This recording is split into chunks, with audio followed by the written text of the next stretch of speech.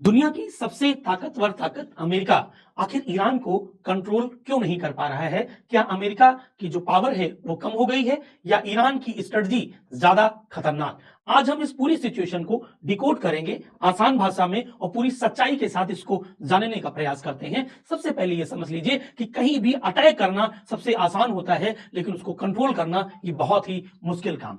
America ने Iran पर कई बार स्ट्राइक किए, लेकिन सरकार गिराना, पूरे देश को अपने हिसाब से चलाना, ये काम अफगानिस्तान और इराक में भी आसान नहीं था। ईरान की जो स्ट्रेटजी है वो बहुत ही क्लियर है कि हमें अमेरिका को हराना नहीं है, बस टिके रहना है। वार चूंकि जितना लंबा चलेगा अमेरिका उतना थकेगा, पैसा, रिसोर्सेज, सपोर्ट सब खत्म हो जाएगा। ईरान समय के साथ खेल रहा है और यही उसकी सबसे बड़ी ताकत है। अब बात करेंगे सबसे डेंजरस फैक्टर की, स्ट्रेट ऑफ हार्मुज। दुनिया का लगभग 20% तेल यहीं से गुजरता है। अगर ईरान इसे ब्लॉक कर देता है तो पूरी दुनिया में ऑयल क्राइसिस हो सकती है। इसलिए अमेरिका फुल स्केल के साथ अटैक करने से डर रहा है। ये सिर्फ यूएस वर्सेस ईरान नहीं, यह एक प्रॉक्सी वार है। ईरान के पास है हिजबुल्लाह, हौथीस और कई रीजनल ग्रुप्स। मतलब वार बढ़ता है तो पूरा मिडिल ईस्ट जल सकता है।